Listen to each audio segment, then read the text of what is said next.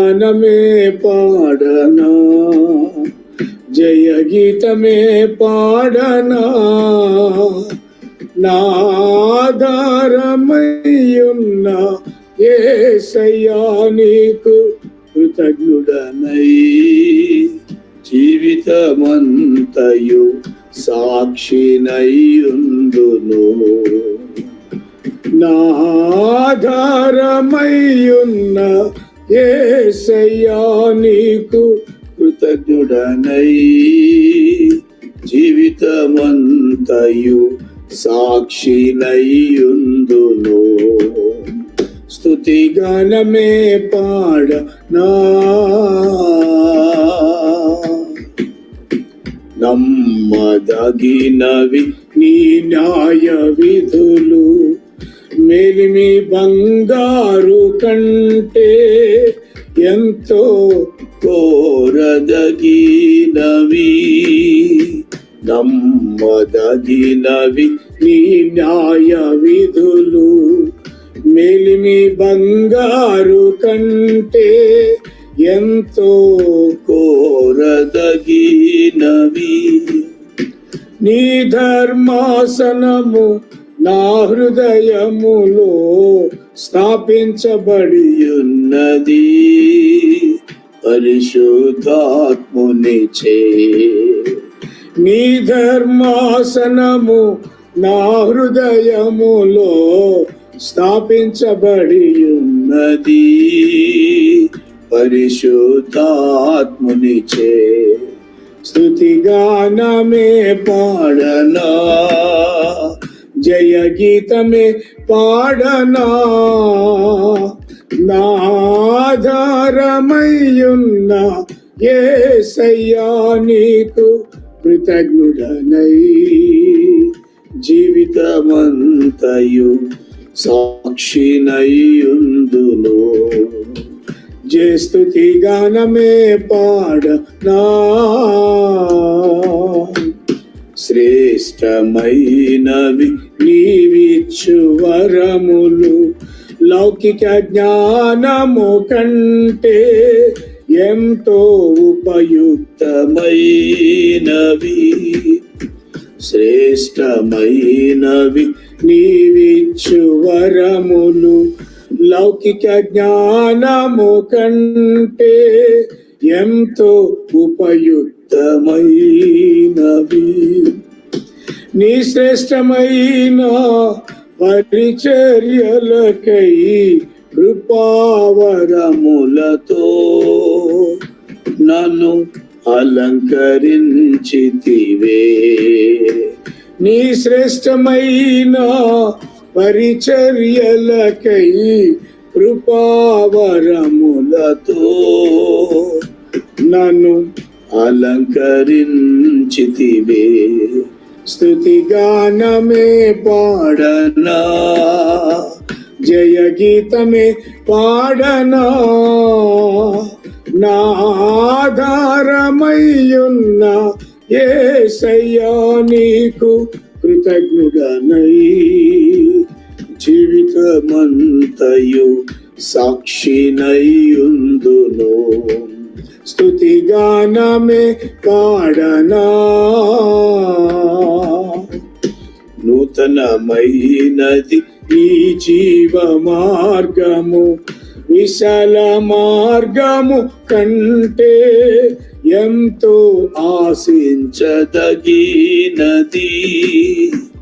నూతనమైనది నీ జీవ మార్గము, విశాల మార్గము కంటే ఎంతో ఆశించదగినది.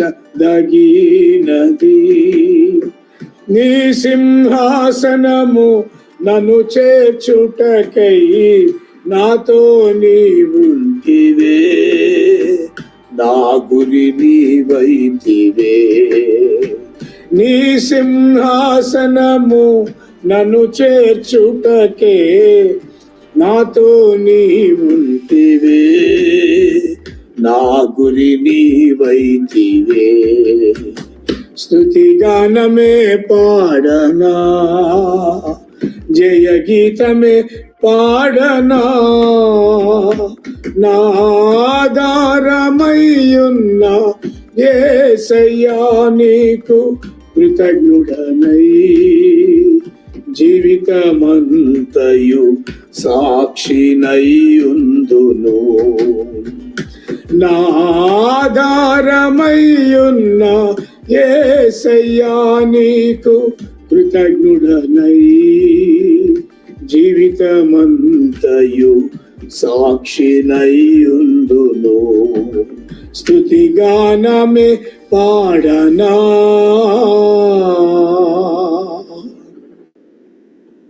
Our lives bring us together to worship you and to meditate unto thy in our word, Lord.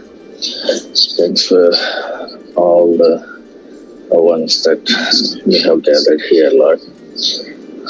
As we are going to meditate in thy word, fill thy servant Rajesh with thy Holy Spirit and speak to us, Lord. Bless us all the way, Lord. In the precious and peerless name of our Lord, gentle Savior, we pray. Amen. Amen. Mahatma Asaranya Avimochaka Droharahita Champeninu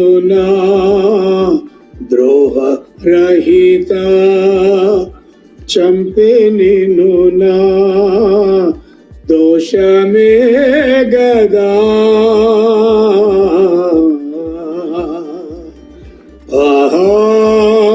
Mahatma Asaranya Avimochaka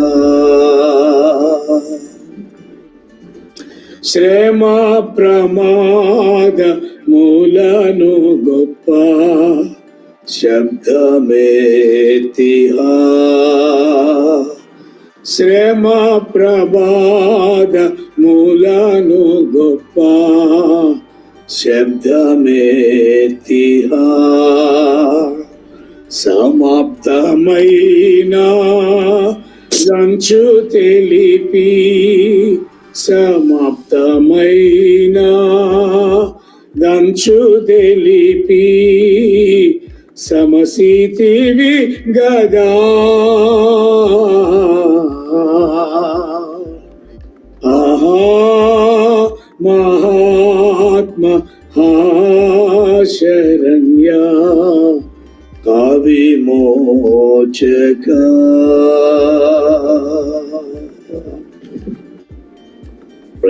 రక్షకుడైన యేసు క్రీస్తు వారి అతి పరిశుద్ధమైన శ్రేష్టమైన ఘనమైన నామంలో కూడి ఉన్న ప్రతి ఒక్కరికి మా హృదయాభివందనాలు తెలియజేస్తున్నానండి. అలాగనే దేవుని నామానికి మహిమ కలుగున్న గాక. అలాగే ఈ సమయం ఇచ్చిన దైవజనులు వారి కుటుంబాలకి ఎంతగానో నా హృదయపూర్వకమైన ధన్యవాదాలు తెలియజేస్తా ఉన్నానండి. ఈరోజు మన సిలువ ధ్యానం కొరకు 6వ మాట గురించి ధ్యానం చేసుకున్నాము. ఈ మాట ధ్యానం చేసే ముందు చిన్న మాట చెప్పి మనం ధ్యానంలోకి వెళ్దామండి. రాజేష్ అన్న, మీదే 2 ఫోన్లు ఉన్నట్టున్నాయి. ఒక ఫోన్ యొక్క సౌండ్ కంప్లీట్ తగ్గించండి, దానివల్ల డిస్టర్బ్ వస్తుంది. చూడండి ఎవరు మొత్తాన్ని మీద ఎవరు. ఓకే ఓకే అన్న. ఇంకొక ఫోన్ సౌండ్ కంప్లీట్ తగ్గించేసేస్తే తగ్గిస్తాను. Okay proceed. ఈ అవకాశం ఇచ్చిన దైవజనులు పాస్టర్ గారి గురించి చిన్న మాట చెప్పి నేను ధ్యానంలోకి వెళ్ళిపోతాను.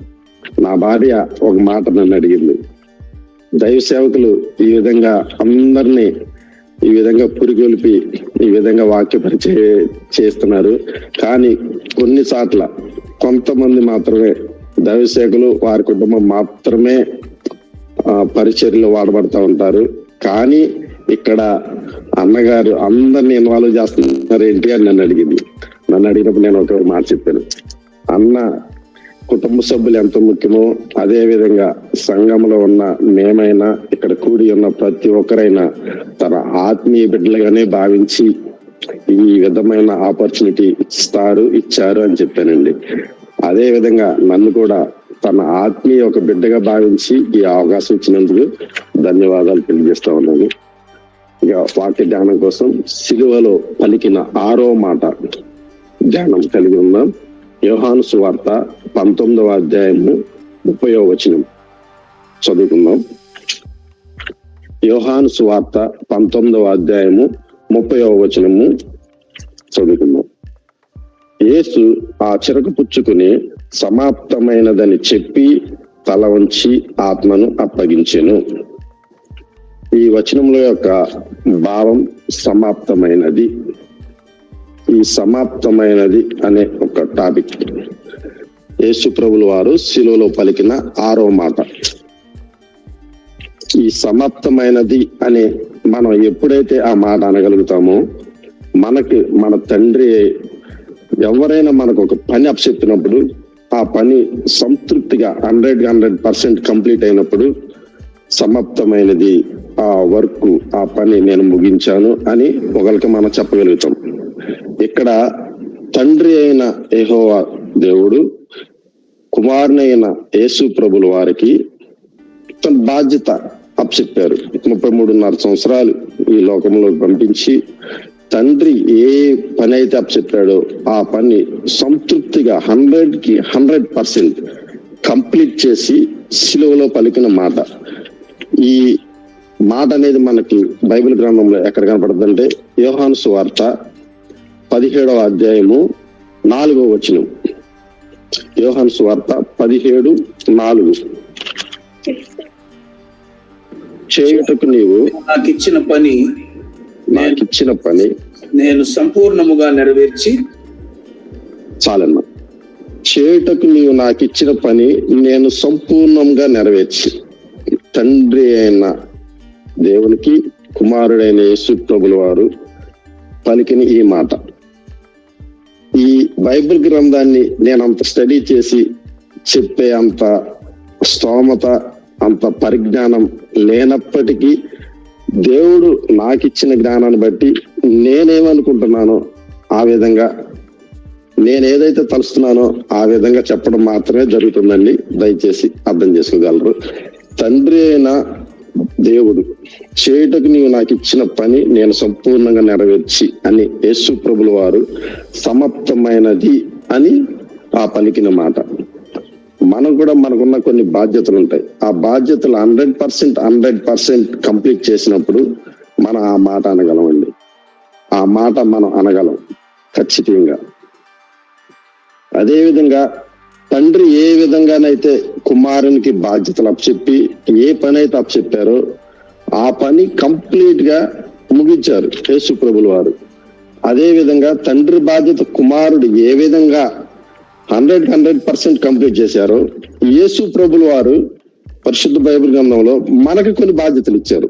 స్వయంగా యేసు ప్రభు మాట్లాడిన మాట, అదే మాట తండ్రి ఇచ్చిన మాట, వాగ్దానాలు ఏవైతే కుమారుడు నెరవేర్చారో అదే యేసు ప్రభుల వారు మనకిచ్చింది. ఏమిచ్చారు, మనం ఏం నెరవేర్చాలి, మనం ఏదైతే నెరవేర్చాలి అనేది మార్కు సువార్త 16వ అధ్యాయము 15వ వచనం.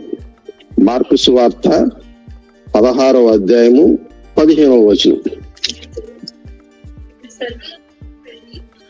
మీరు సర్వలోకమునకు వెళ్ళి సర్వ సృష్టి చదవండి అన్న. సర్వ సృష్టికి సువార్తను ప్రకటించుడి.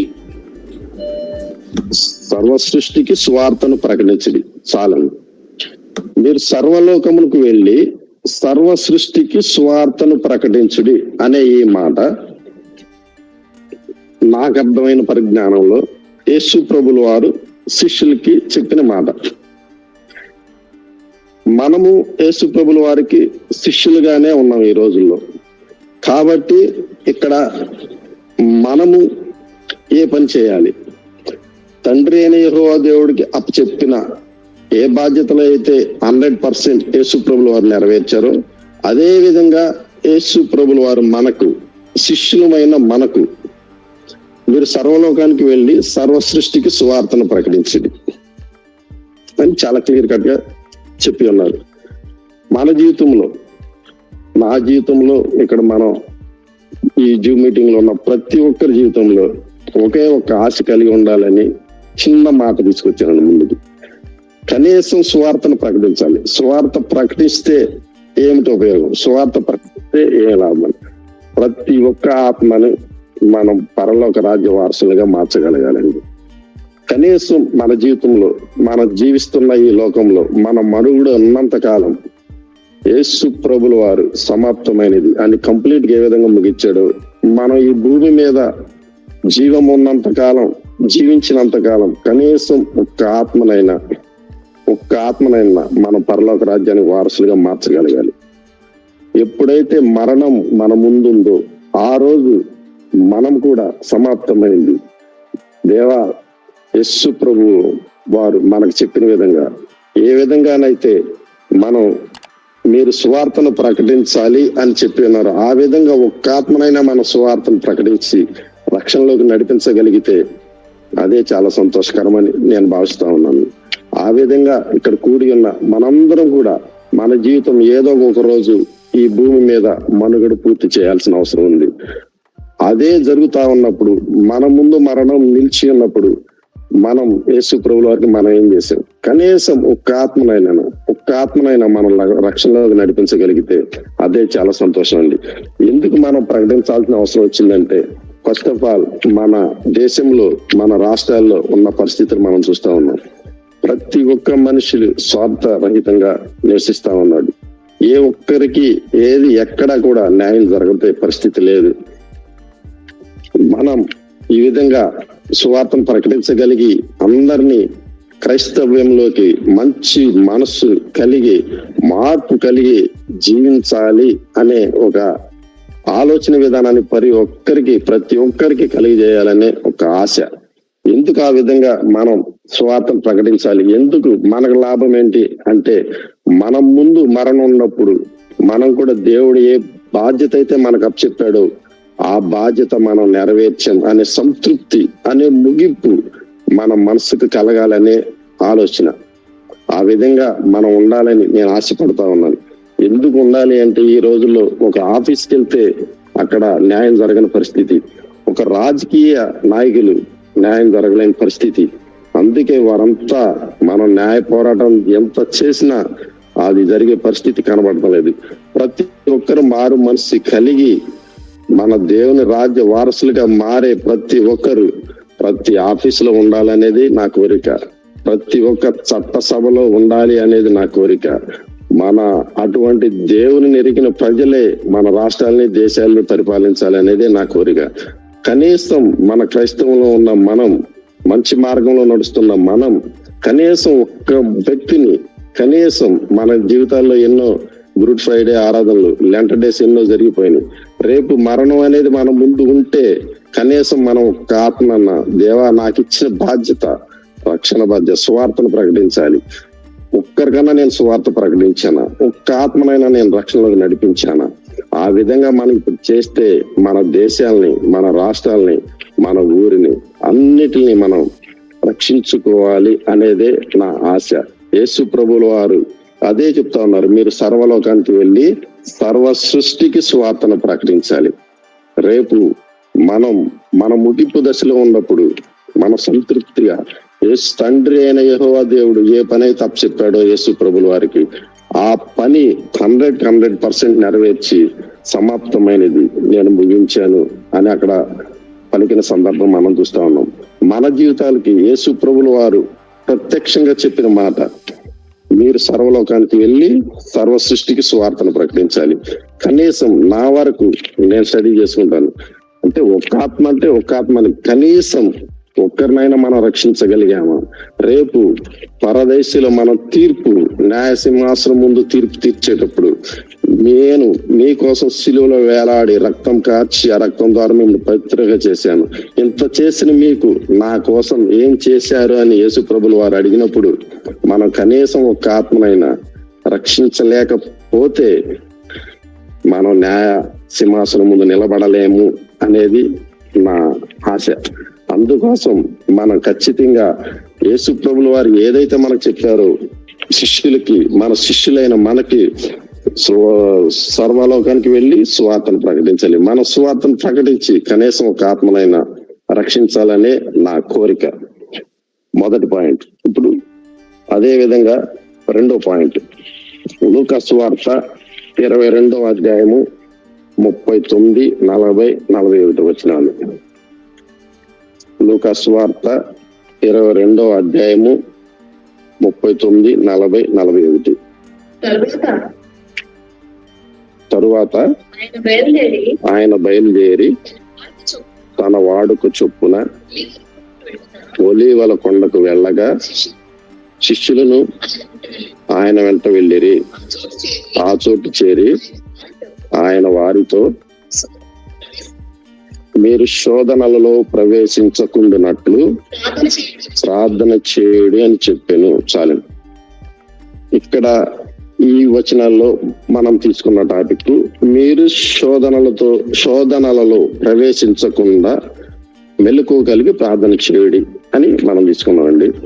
యేసు ప్రభుల వారు శిష్యులతో చెప్పిన మాట. యేసు ప్రభుల వారు శిష్యులతో చెప్పిన మొదటి మాట, సర్వలోకానికి వెళ్ళి సువార్తను ప్రకటించాలి. ఆ విధంగానే శిష్యులుగా ఉన్న మనం ఖచ్చితంగా కనీసం ఒక ఆత్మనైనా రక్షించగలగాలి. సింహాసనం ముందు నిలబడినప్పుడు యేసు ప్రభుల వారు, నేను సిలువలో రక్తం కార్చి ఆ రక్తం ద్వారా మిమ్మల్ని పవిత్రులుగా మార్చాను, మీరు నా కోసం ఏం చేశారంటే కనీసం ఒక ఆత్మనైనా మనం పరలోక రాజ్యానికి తీసుకెళ్ళాలి. ఎందుకంటే ఈ రాష్ట్రాలు, దేశాలు అన్ని బాగుపడాలంటే అందరూ మార్పు చెందాలి, మారు మనసు కలిగి ఉండాలి, నిత్యమైన దేవుని ఎరిగి ఉండాలి అనేది మొదటి పాయింట్. రెండో పాయింట్, శోధనలో శిష్యులకి చెప్తున్న యేసు ప్రభుల వారు శిష్యులకి చెప్తున్న మాట, మీరు శోధనలో ప్రవేశించుకున్నట్లు ప్రార్థన చేయడి. రెండో మాట. ఫస్ట్ మాట సువార్తను ప్రకటించాలి, రెండవది ప్రార్థన చేయాలి. ఎందుకంటే ప్రార్థన అనే దానికి అర్థం దేవునితో సంభాషణ. ఇక అంతకన్నా మనకి కష్టం కలిగిన, నష్టం కలిగిన ఈ లోకంలో ఎవ్వరు ఏం చేయలేరు. అందుకోసం ఖచ్చితంగా మనం ప్రార్థనా యోధులుగా మారాలి. ఖచ్చితంగా ప్రార్థన, దేవునితో సంభాషణ జరగాలి. అది ఏ సమయమైనా, ఎంతసేపు అయినా మన సమయాన్ని బట్టి. కొంతమంది కొంచెం సమయం ఉండొచ్చు, కొంతమందికి ఎక్కువ సమయం ఉండొచ్చు. ప్రార్థన అనేది మన జీవితాలకి ఖచ్చితంగా కలిగి ఉండాలి, ఎక్కువసేపు కలిగి ఉండాలి. ప్రార్థన మనం ఎలా చేసుకోవాలంటే చాలా పట్టుదల కలిగి ఉండాలి. ఎవరైతే మనకు అంత పట్టుదల కలిగి ప్రార్థన చేశారు, ఏ విధంగా పొందుకున్నారు అనే టాపిక్ వెళ్తే, ఆదికాండము 32వ అధ్యాయము 24 నుండి 30 వచనాల వరకు. ఆదికాండము 32వ అధ్యాయము 29వ వచనం చదువుకుంటే మనకు ఒక మాట పూర్తిగా మనకు అర్థం అవడానికి 24 నుండి 30 వరకు. ఇది అందరికి తెలిసిన సంభాషణే, కానీ నా జీవితాల్లో నేను, మా కుటుంబం ఏదైతే అవలంబిస్తా ఉన్నామో అదే నేను చెప్పగలుగుతా ఉన్నానండి. నేను ఎక్కడ ట్రైనింగ్ అయ్యి నేనేదో బైబిల్ పండితుడు అని చెప్పట్లేదు, కానీ నేను గ్రహించింది, నేను చేసే పని అదే మన ముందు అందరం కలిసి స్టడీ చేస్తా ఉన్నాం, అంతే, అంతకుమించి ఏం లేదు. ఆదికాండము 32వ అధ్యాయము 29వ వచనం. అప్పుడు యాకోబు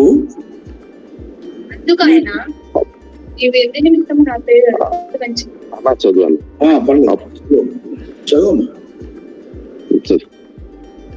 అక్కడ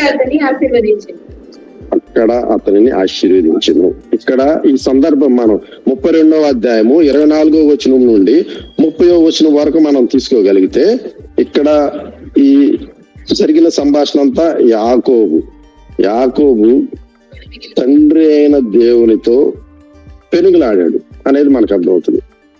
ఎప్పటి వరకు? తెల్లవారు జాము వరకు. అంత ఇప్పుడు మనం యాక్చువల్గా కొన్ని సందర్భాల్లో 2 మాటలు 4 మాటలు ప్రార్థన చేసుకుంటాను. ఇక్కడ పట్టుదల కలిగిన ప్రార్థన, పట్టుదల అనేది ఇక్కడ మనకి అర్థమవుతా ఉందండి. చిన్న ఎగ్జాంపుల్ గా చెప్పాలంటే మా బాబు ఉన్నాడు. మా బాబుకి నేను ఇంటికి వచ్చినప్పుడు ఏదో రిమోట్ కార్ అని చెప్పాడంటే ఒకసారి చెప్తాను వింటాను, వదిలేస్తాను, రెండోసారి చెప్తాను వింటాను రిమోట్. అదే పట్టుదల కలిగి ఒక 10 సార్లు అడిగితే ఖచ్చితంగా అది కొనిచ్చిన సందర్భాలు ఉన్నాయి. అదే విధంగా మన దేవుని ఒకసారి అడిగితే ఇవ్వడని అది కాదు. ఖచ్చితంగా అవసరం తెలిసి ఇచ్చినప్పుడు ఆ యొక్క వస్తువు విలువ అనేది ఆ వ్యక్తికి అర్థమవుతా ఉంటది. అట్లనే మన జీవితాల్లో కొన్ని ఏది అవసరము అనేది మన ప్రభు వారు గమనించి ఆ సందర్భంలో ఇవ్వడం అనేది జరిగింది. ఇక్కడ టాపిక్ వచ్చి పట్టుదల కలిగిన ప్రార్థన అనేది. ఎందుకంటే నేను మా జీవితంలో కొన్ని పరిస్థితులు అందరికి తెలిసినవే, కొంతమంది తెలిసిన వాళ్ళు ఉన్నారు, కొంతమంది తెలియని వారు ఉన్నారు. కాబట్టి నాకు నా మ్యారేజ్ అయిన టైంలో మాకు సొంత ఇల్లు గృహము అనేది లేని పక్షంలో నేను మా ఇంట్లో మా గృహంలో నేను చూసింది నా భార్య మౌనిక చాలా ఆసక్తి కలిగి ఒకటి కావాలి అంటే ఇక ప్రార్థన అది ఏ టైం అయినా ఎప్పుడు వరకు చేసిద్ది అనేది నేను చూస్తూ ఉంటాను కాబట్టి చెప్పగలుగుతాను. మేము అనిపించాం. నాకు ఒక 10 సంవత్సరాలు 15 సంవత్సరాల నుండి సొంత గృహం లేని పక్షంలో మ్యారేజ్ అయ్యి తన ఇంటికి వచ్చింది. ఇంటికి వచ్చిన టైంలో కొంత టయానికి అన్ని గమనించి ఇల్లు మన అవసరం ఉంది అని పట్టుదల కలిగి రేయింపగలు పట్టుదల కలిగి ప్రార్థన చేసి అప్పుడు దేవుడు మాకు సొంత గృహాన్ని అనుగ్రహించడం జరిగింది. ఇట్లా కార్యాలు అనేది చెప్తా ఉంటే చాలా ఉన్నాయి మా జీవితాల్లో. ఎందుకంటే నేను అంటే వేరే గొప్ప అని చెప్పట్లా, నా జీవితంలో కలిగిందే నేను చూసిందే చెప్పగలుగుతా ఉన్నాను. అదే విధంగా కొన్ని నా ఉద్యోగ విషయాల్లో ఇవ్వండి, మా వెహికల్స్ విషయంలో ప్రతి ఒక్క విషయం ఏది అడిగితే అది పట్టుదల కలిగి ప్రార్థన చేసినప్పుడు దేవుడు మనకు అనుగ్రహిస్తాడు. మన పిల్లలకి ఏదైతే మనం తండ్రిగా ఉన్నప్పుడు వాళ్ళు తల్లిదండ్రులై ఉన్నప్పుడు ఏదైతే వాళ్ళు అడుగుతారో 1కి 2 సార్లు 3 సార్లు అడిగినప్పుడు మనం ఖచ్చితంగా తప్పగా ఇవ్వగలుగుతాం. అదే విధంగా ఇక్కడ యాకోబు కూడా యబ్బోకు రేవు దగ్గర సంభాషణలో పట్టుదల కలిగి సాధించుకున్నాడు. అదే విధంగా మన 2వ అంశం వచ్చేపాటికి ప్రార్థన, దేవునితో సంభాషణ, పట్టు కలిగిన ప్రార్థన మనం ఉన్నప్పుడు మన జీవితాల్లో కలిగే ఎన్నో ఆశ్చర్యకార్యాలు మనం చూడగలుగుతా ఉన్నాం. నా జీవితంలో ఖచ్చితంగా నేను చూడగలిగానండి. అదే నేను చెప్తాను, మా జీవితంలో ఏం జరిగింది, నేనేం చేస్తా ఉన్నాను అనేది ఇక్కడ నేను చెప్పడం జరుగుతుంది. ఏదైనా మన మొట్టమొదటిగా ప్రతి ఒక్కరికి కనీసం ఒక వ్యక్తి కన్నా మనం మార్పు చెంది పరలోక రాజ్య వారసులుగా మార్చాలి. రెండవదిగా పట్టుదల కలిగి ప్రార్థన చేసే వారంగా మనం ఉండాలి. మనం ఉన్నప్పుడు మన జీవితాల్లో ఎన్నో ఆశ్చర్యకార్యాలు చూసిన సందర్భాలు నేను ఉన్నాయి. కాబట్టి అదే కలిగి ఉండాలని ఈ జూమ్ మీటింగ్ ఉన్న ప్రతి ఒక్కరు ప్రార్థన చేసామంటే ఏదో కొన్ని నిమిషాలు కొన్ని సెకండ్లు కాకుండా పట్టుదల కలిగి ఎప్పుడైతే మనం ప్రార్థన చేయగలిగామో అప్పుడు ఖచ్చితంగా దేవుడు మనకి జవాబిచ్చి మనల్ని సంతృప్తి పరుస్తారు. అది నా జీవితంలో జరిగింది. నేను అదే అవలంబించమని చెప్తా ఉన్నాను. మూడవ పాయింట్ అండి, మార్కు సువార్త 12వ అధ్యాయము 31వ వచనం. మార్కు సువార్త 12వ అధ్యాయము 30వ వచనం. నిన్ను వలె నీవు నీ పూర్ణ హృదయంతోను, నీ పూర్ణ ఆత్మతో, నీ పూర్ణ వివేకంతోను, నీ పూర్ణ బలంతో నీ దేవుడిని ప్రభువుని ప్రేమింపవలనదే ప్రధానమైన ఆజ్ఞ. రెండవది, నీవు నిన్ను వలె నీ పొరుగు వారిని ప్రేమింపవలననేది 2వ ఆజ్ఞ. వీటికంటే ముఖ్యమైన ఆజ్ఞ మరి ఏది లేదని అతనితో చెప్పాను. Okay, thank you. ఈ వచనంలో మనం చూసుకున్నట్లయితే నిన్ను వలె నీ పొరుగు వారిని ప్రేమించాలి. నిన్ను వలె నీ పొరుగు వారిని ప్రేమించాలి. మనం ఒకరి యందు ఒకరు ప్రేమ కలిగి ఉండాలండి. ఈ రోజుల్లో మనం బయట పరిస్థితులు చూస్తా ఉన్నాం. ఒక కంపెనీలో ఉద్యోగానికి వెళ్తే అక్కడ ప్రేమలు ఉండవు. ఒక ఆఫీసులోకి వెళ్తే ఎవరికి వాళ్ళు ఆధిపత్యం కోరుకునే పరిస్థితి. ఎక్కడైనా సరే, మన ఆఫీసులోనేమి, మన ఇళ్ళలోనేమి, మన కొన్ని సంఘాల్లో ఉన్న పరిస్థితుల్లోనేమి ప్రేమ అనేది చల్లారిపోయింది. ఒకరి యందు ఒకరి ప్రేమ ఎవరు కోరుకున్నట్ల, ఒకరంటే ఒకరికి ఈర్ష్య, ద్వేషం అలాంటి చూస్తా ఉన్న పరిస్థితులు మనం మన ప్రవీణ్ పగడాల గారిని చూసాం. తీర్పు గవర్నమెంట్ వారు ఏ విధంగా ఇచ్చారో మనందరికి తెలుసు. అది దేవుడే న్యాయం తీరుస్తా ఉన్నారు. కానీ ఆ దైవ సేవకులు లోకమందరి ప్రేమ అనేది చాలా పొందుకున్నారండి. ఎందుకంటే ఇక్కడ మేము చూసిన న్యూస్, భక్త సింగ్ గారు చనిపోయినప్పుడు ఎంతమంది ప్రజానికం వచ్చారో, ప్రవీణ్ అన్న గారి మరణించినప్పుడు కూడా అంత జన సమూహం ఉందని చూశారు. ఎంత ఎక్కడి నుండి వచ్చిందండి? ఆయన మీద దేవుడు చూపిన ప్రేమ. మనము దేవునికి కలిగి ఉన్న ప్రేమ కలిగి ఉండి మనం అటువంటి ప్రేమను మనం సంపాదించుకోగలం. ఈ రోజుల్లో మనం ఎవరి మీద కోపం, ద్వేషం, ఈర్ష్య అనేవి మన హృదయం మనసులో నుండి తీసివేసి అది మన దేవునికి ఇష్టమైన మనసుగా మనం మార్చగలుగుతామండి. ఇవాళ మన ఉన్న పరిస్థితులు, మన చుట్టుపక్కల ఉన్న పరిస్థితుల్లో ప్రేమ అనేది లేదు, కోపాలు ఎక్కువైపోతా ఉన్నాయి. నా వరకు నాకు కోపం వస్తే నేను ఒక్కొక్క పని చేస్తానండి, నిశ్శబ్దం అయిపోతా. ఒక్క 5 minutes ఎప్పుడైతే కోపం వచ్చిందో నేను పాటించే సూక్తి, ఎప్పుడైతే మన కోపం వెనకాలే అన్ని చుట్టుకుని ఉంటాయండి. మన ఇంట్లోనైనా, మన ఆఫీస్లోనైనా, మనం పని చేసే ప్రతి ఒక్కరి చోట మనం మంచిగా ఉన్నా, చుట్టుపక్కల వారు మంచి చేయకపోయినా దాని ద్వారా ఈర్ష్య, పగ, ప్రతికార్యాలు అనేది చుట్టూరు వచ్చేస్తూ ఉంది. అందుకని నేను పాటించే సూక్తి, కోపం వచ్చినప్పుడు ఇంట్లోనైనా, బయటైనా, ఆఫీసులో అయినా, ఎక్కడైనా ఆ 5 minutes నెమ్మది పాటిస్తాను. అదే విధంగా ఆ నెమ్మది పాటించినప్పుడు మనం ఒకరి మీద, వేరే వాళ్ళు మన మీద ఆటోమేటిక్ గా వాళ్ళ కోపం వచ్చినప్పుడు మనం మాట్లాడగలిగితే అక్కడ ఈర్ష్య, ద్వేషాలు, కోపాలు అన్ని ఎర్రగులుతాయి. అందుకని మనం నిశ్శబ్దంగా నేను ఏదైతే పాటిస్తా ఉన్నానో అదే చెప్పగలుగుతా ఉన్నా. నాది ఎక్కడైనా కోపం వస్తే ఆ 5 నిమిషాలు, ఆ 2 నిమిషాలు, 1 నిమిషం కళ్ళు మూసుకుని నిశ్శబ్దం పాటించగలిగితే అక్కడున్న ప్రశాంతత ఇంకెక్కడ దొరకదండి. అదే విధంగా దేవుడు ఇక్కడ కోపగించుకోవాలని ఇక్కడ మనకు చెప్పట్లా, ఖచ్చితంగా నిన్ను వల్ల నీ పొరుగు వారిని ప్రేమించాలని చెప్తా ఉన్నారు. మనం ఎంత ముఖ్యమో, మనం ఎలా ఉండాలని కోరుకుంటున్నామో అలాగే ఎదుటి వారందరినీ ప్రేమ, మంచి మానవత్వం ఉండాలని కోరుకోవాలనేదే ఆశ. ఆ విధంగా మనం ఉండాలండి. అదే విధంగా చివరిగా రోమీలకు రాసిన పత్రిక 13వ అధ్యాయము 8వ వచనం. రోమీలకు రాసిన పత్రిక 13వ అధ్యాయము 8వ వచనం.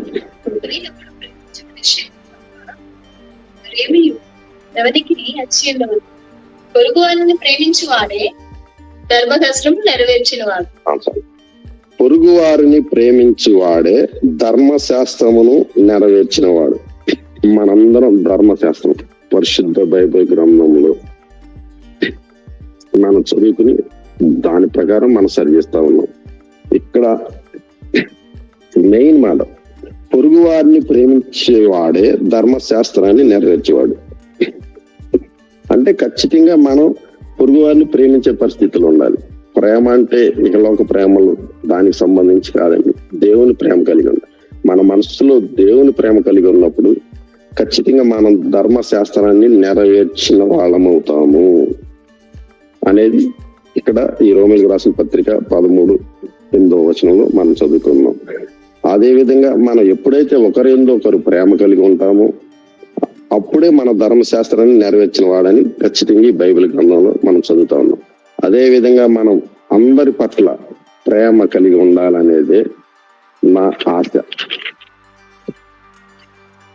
ఇప్పుడు మనం ఈ యేసు ప్రభుల వారు శిలువలో పలికిన 6వ మాట ఒక ధ్యానం గురించి, సమాప్తమైనది అంటే తండ్రి అయిన యెహోవా దేవుడు యేసు ప్రభులకు వారికి అప్పచెప్పిన బాధ్యతను 100% నెరవేర్చారు, ముగింపు జరిగింది. అదే విధంగా యేసు ప్రభుల వారు ఖచ్చితంగా చెప్పిన మాట శిష్యులకి, తన శిష్యులకి చెప్పిన మాటల్లో మొదటి మాట, మీరు సర్వలోకానికి వెళ్ళి సర్వ సృష్టికి సువార్తను ప్రకటించుడి. అదే విధంగా శిష్యులైన మనం కూడా మొదటి పాయింట్ నాకు అర్థమైన వరకు, ఒక్క ఆత్మనైన మనం ఇప్పటికిప్పుడు కాకపోయినా కనీసం ఈ సైకిల్ అనేది జరుగుతూ ఉంటది. అన్నగారు చెప్తానే ఉన్నారు. అట్లాగే ఈ సైకిల్ జరుగుతూ ఉన్నప్పుడు మరలా గుడ్ ఫ్రైడే వచ్చేలోపు కనీసం ఒక్క ఆత్మ మన రక్షణలో నడిపించాలి. ఎందుకంటే మన రాష్ట్రాలని, మన దేశాలని మనం ఖచ్చితంగా కాపాడుకోవాలి. ఇప్పుడున్న ఎక్కడ న్యాయం జరిగే పరిస్థితి లేదు. అదే దేవుని ఎరిగిన పిల్లలు ఉంటే 100% న్యాయం జరిగింది. అందుకోసం ఈ లోకంలో చూసుకున్నా మనం సువార్త ప్రకటించాలి. రేపు మన మరణం అనంతరం న్యాయ సింహాసనం ముందు నిలబడినప్పుడు ఖచ్చితంగా నేను సిలువలో రక్తం కాచి నీ పాపాలను క్షమించాను, నువ్వు నా కొరకు ఏం చేసావు అని మన సింహాసనం ముందు యేసు ప్రభువుల వారు మనల్ని అడిగినప్పుడు కనీసం మనం తండ్రి నేను ఒక ఆత్మను రక్షించాను అని మనం నిలబడగలిగితే అదే నాకు సంతోషం. అదే అని చెప్తా ఉంటారు యేసు ప్రభువుల వారు. ఖచ్చితంగా మనం ఒక ఆత్మనైనా ఎన్నో సంవత్సరాలు నా వరకు అంటే రక్షించుండొచ్చు. కనీసం నేనైనా మా భార్య అయినా ఎవరైనా కుటుంబ సభ్యులే కాకుండా బయట వారితో కనీసం ఒక ఆత్మనైనా రక్షించే సువార్తను బోధించాలి. ఒక ఆత్మనైనా మనం దైవ రాజ్యానికి వారసులుగా మార్చాలనేది మొదటి పాయింట్. రెండో పాయింట్ ప్రార్థన, దేవునితో సంభాషణ. ఖచ్చితంగా పట్టుదల కలిగి మన హృదయం మండించబడే ప్రార్థన, పరిశుద్ధాత్మ నిండుకునే ప్రార్థన కలిగి ఉండాలి. అదే విధంగా ఆ ప్రార్థన పటిమ కలిగి ఉండాలనేది ఆశ. ఎప్పుడైతే మనం దేవునితో మన ప్రతి ఒక్క అవసరాలు ప్రతి ఒక్క సంభాషణ జరగాలంటే దేవునితో మనం ప్రార్థన చేసేవారిగా ఉండాలండి. మూడవది, నిన్ను వలె నీ పొరుగు వారిని ప్రేమించాలి. ఎందుకంటే ఎప్పుడైతే మనం ప్రేమ కలిగి ఉంటామో ఆ విధంగా ధర్మశాస్త్రాన్ని మనం నెరవేర్చిన వాళ్ళు ఉంటాం. మన ఎదటి వారి మీద ప్రేమ ఎప్పుడైతే కలగలేదో మనం ధర్మశాస్త్రాన్ని కూడా ధిక్కరించిన వాళ్ళమే అని ఇక్కడ చాలా క్లియర్ గా ఉందండి. అందుకని ఖచ్చితంగా మనం ప్రతి ఒక్కరిని కోపతాపాలు ఏమి లేకుండా ప్రతి ఒక్కరిని మనం ప్రేమించే వారిగా ఉండాలని నా కోరిక. ఈ చిన్న వాక్యం దేవుడు దీవించును గాక. ఆమె ఈ సమయం ఇచ్చిన దైవసేవకులకి నా హృదయపూర్వకమైన ధన్యవాదాలు. ఎందుకు ప్రాణం పెట్టారు, మా కొరకు ఎందుకు రక్తాన్ని కార్చారు, ఆ ఉద్దేశాన్ని మరలా అన్ని ద్వారా మాకు తెలిపి మా బాధ్యతని మాకు గుర్తు చేసినందుకు కొందనాలు తెలుస్తున్నాం తండ్రి. అయ్యా నాయన, మీరు ఆ శిలువ మరణం నాయన శిలువ మీద పొందిన మరణం ద్వారా నాయన ఈ లోకానికి రక్షణ వచ్చిందని, అయ్యా ఈ లోకం అయిన మాకు నాయన మీరు పొందిన దెబ్బల ద్వారా పట్టుకొచ్చిందని అయ్యా నా తండ్రి, మేమందరం మరొకసారి మర్చిపోకుండా మేము చేసుకోవడానికి సహాయం చేయండి, బలపరచండి. అయ్యా నీ కుమారుని నిలబెట్టుకున్న తండ్రి, అయ్యా నాయన అందరినీ మీరు మేల్కొల్చడానికి నీ కొందనాలు తెలుస్తున్నాం దేవా. పరిస్థితులు తండ్రి, అయ్యా లోకం ఎంతగానో అయా నాయన భయంకరమైన పరిస్థితుల్లోకి నాయన జారిపోతుండగా అయా మిమ్మల్ని ధరించిన మేము మా బాధ్యతను మర్చిపోయి అయా నీ సన్నిధిలో మేము బ్రతుకుతుండగా మరొకసారి మీరు మేల్కొల్చినందుకు ప్రతి ఒక్కరిని నీ కొందనాలు తెలుస్తున్నాం దేవా. ఎవరైతే నా తండ్రి ఆయా జూమ్ మీటింగ్ లో ఉన్నారో నా తండ్రి ఆ బిడ్డలందరినీ మీరు జ్ఞాపకం చేసుకోండి. మేమందరం కూడా నాయన నీ స్వార్థ పని చేసిన ఆయన అనేక మందిని నాయన అయా నీ వైపు తిప్పడానికి మీరు మాకు సహాయం చేయమని అడుగుతున్నాం తండ్రి. అయా నాయన మరొకసారి నాయన మా జీవితాలు మీరు మాకు ఇచ్చిన ఈ నా తండ్రి నీ కృపను బట్టి నీ వందనాలు చెల్లిస్తున్నాం. అయా నాయన ఎంతగానో అనేక మంది స్వార్థ నాయన ప్రత్యేక స్థితిలో ఉంది నాయన, లోకం వైపు నాయన లోకం పరిస్థితుల వైపు నాయన దిగారిపోతు నాయన మళ్ళీ లోకంలో కలిసిపోతున్న ఈ పరిస్థితుల్లో అయా మమ్మల్ని నాయన మేల్కొల్పి నాయన మా బాధ్యతను మీరు మాకు నా తండ్రి నాయన తెలిపినందుకు నీకు వందనాలు చెల్లిస్తున్నాం తండ్రి. అయా నాయన మీకు జ్ఞాపకం చేసిన నాయన జ్ఞాపకం చేసుకోండి. అయా నాయన మంచి ఆలోచన బట్టి నీకు వందనాలు చెల్లిస్తున్నాను. నేను జ్ఞాపకం చేస్తున్నాను కుటుంబాన్ని నాయన ఆయా బిడ్డలిద్దరినీ నాయన మీరు జ్ఞాపకం చేసుకొని పరిస్థితుల్లో వాడుకోమని అడుగుతున్నాం. అలాగే రాజస్థాన్ జ్ఞాపకం చేసుకున్నాయినా నిలబెట్టుకుని లేఖనాల్లో నుంచి కొన్ని మాటలు మాకు బోధించడానికి అనేక చేతుల కృపను బట్టి నీకు వందనాలు చెల్లిస్తున్నాం తండ్రి. అన్న చేస్తున్న డ్యూటీలో మీరు తోడుగా ఉండి ఇద్దరు బిడ్డలు మీరు దీవించండి. వదిలేను నాయన ఆయన ప్రార్థనాత్మక నింపండి, మీ కృపలో బలపరుచుకుని అడుగుతున్నాం. ఎవరైతే నాయన రాత్రికాల సమయంలో నాయన వర్షకాల సమయంలో అయ్యా నాయన ఆయన ఇంకా నాయన నా తండ్రి శిలువ మీద మరణాన్ని మరిచిపోయి అయ్యా నాయన అలా లోకంలో బ్రతుకుతున్నారు వాళ్ళందరినీ నాయన మేల్కొల్పినందుకు నీకు వందనాలు చెల్లిస్తున్నాను. కార్యక్రమాన్ని జరిపించిన ఆమెను మీరు దీవించండి. ఎవరైతే నా తండ్రి నా ప్రభా మీటింగ్ లో ఉండి ఇంకా నా తండ్రి మేల్కొల్పబడలేదు. మరొక అవకాశం మీరు మాకు దయచేసి కృపలో బలపరిచింది. ఆమెను మహిమ తెచ్చుకుని నగరేలో నీతి తీసుకున్నామంలో 5,000 కూర్చున్నాము తండ్రి. ఆమేన్. ఈ ఉదయకాలం నీ దయా నీ దాక్షిణ్యతను బట్టి మరొకసారి మా హృదయపూర్వకమైన వందనాలు చెల్లిస్తున్నాం. ప్రభువా, ఈ శిలువ మీద మీరు మా కొరకై పలికిన 6వ మాట ధ్యానం ఈ దినాన్ని మీరు మాకు దయచేసినందుకే నీకు వందనాలు. ప్రారంభ ప్రార్థన నుంచి పాటల ద్వారా భయం పొందుకున్నారు. మరి వాక్యం ద్వారా నీ దాసుడు నీ ప్రియకుమారుడైన రాజేష్ నిలబెట్టుకొని మాకు ఒక పురికొల్పబడేటువంటి మరొకసారి నూతన తీర్మానాన్ని తీసుకోవడానికి, మరొకసారి మా చుట్టూ ఉన్న ప్రజల యొక్క ఆత్మల రక్షణ భారం కలిగి ఉండడానికి నీ బిడ్డను నిలబెట్టి మాట్లాడిన దాన్ని బట్టి నీకు స్తోత్రాలు.